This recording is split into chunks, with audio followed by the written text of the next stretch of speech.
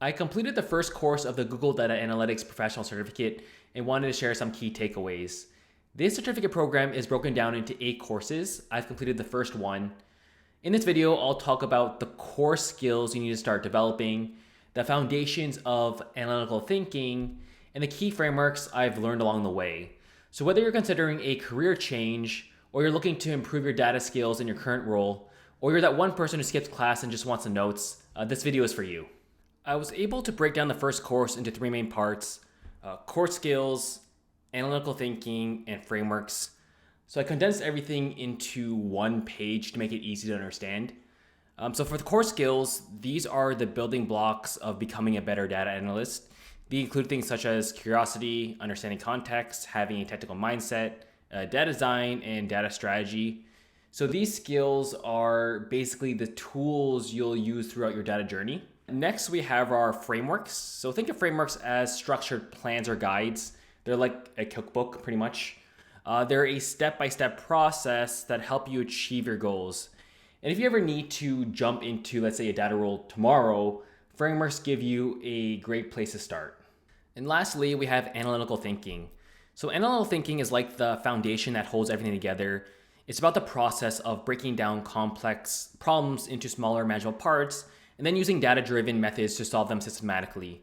So to use an analogy, think of building a house. Analytical thinking is like the blueprint. The core skills are the tools you use to build it, and the frameworks are the step-by-step instructions on what to do. So you need all 3 to make sure that everything runs smoothly. And I'd like to explain a little bit more detail on how these parts are connected and show you how they relate to this YouTube channel I'm currently building as a personal project to collect and build a specific data set.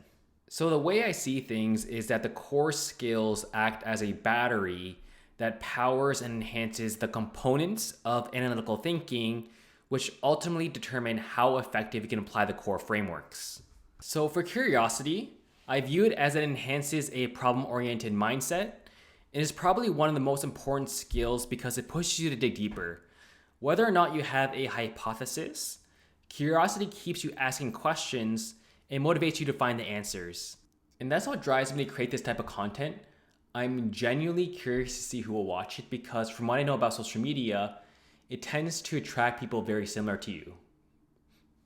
And as you can see from my last week's video, I have about 5.4 thousand impressions. It led to 282 views. I'm doing a thumbnail split test, which is pretty interesting. As for my audience, I don't have enough demographic data to show you this report. Once I do, I'll let you know. I believe that it's a bunch of weirdos watching this type of content, but once I find out, I'll let you guys know. Now for the skill of understanding context. This enhances both big picture thinking and detail-oriented thinking.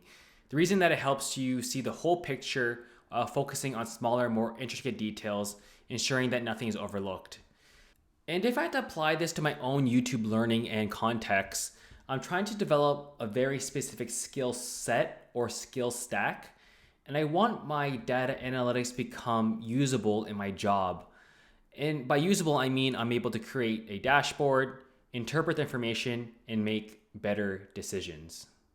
And this skill stack concept is interesting because Google calls these people T-shape. The reason why they call them T-shape is because if you flip this upside down, it's the shape of a T, where the person has a broad set of skill and they're deeply specialized in one area. I personally don't like the concept of T-shape. I prefer the concept of a middle finger because it looks like this, right? If this were a finger, these are the knuckles. And I firmly believe that as you get older in your career, you want to transition to more of a double finger framework, right? So it looks like this, where you have a wide set of skills and you're deeply specialized in 2 areas, just so that when you are faced with a problem, you're able to attack it with confidence because you have a lot of skills, right? You're able to attack it. And I think this is why older people sometimes seem like they stop caring. It's not that they don't care. They're just confident in their ability to apply their expertise in any situation. And I think that's the ultimate goal in my opinion. It's reaching a point in your career where you're able to embody the double middle finger framework. And I'm actually gonna turn this into a framework that everyone should strive for. So let me do it here, delete, kind of just do this, put it over here. All right, so we're creating a new mental model for everyone. There you go, the double middle finger framework. It's one of the most powerful frameworks in the world.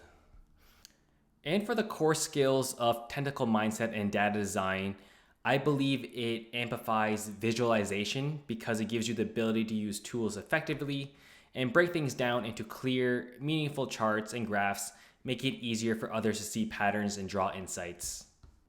And that's what I like about YouTube. It gives you a lot of visualizations to work with, such as your traffic source. You have the secondary metrics here. You have the geography, cities. You can see viewer age.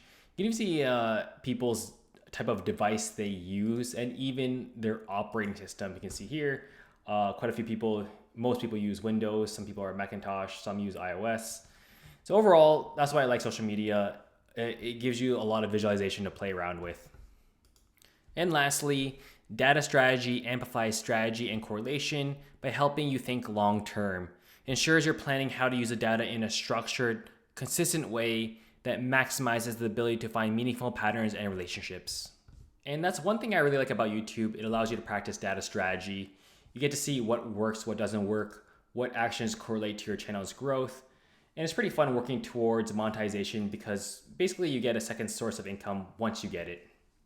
I'll give you a high-level overview of each framework without going into too much depth, as the later courses will cover them in more detail. First, the data to decision framework, or the data analysis approach. This is a 6-step process that guides you from understanding stakeholder needs to analyzing data and sharing insights. It helps turn raw data into actionable decisions. Next, we have the data lifecycle. This is similar to the data decision framework, but focuses more on how data is managed from start to finish. Ensures that data is handled properly and ethically at every stage. And lastly, we have our gap analysis framework.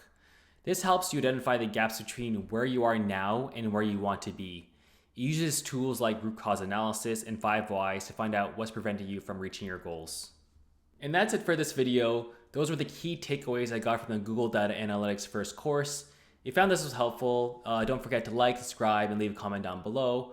Also, feel free to reach out to me on LinkedIn. I'll be posting more videos on the rest of the course, so stay tuned. Thank you again for watching, and I'll see you guys in the next one. Peace!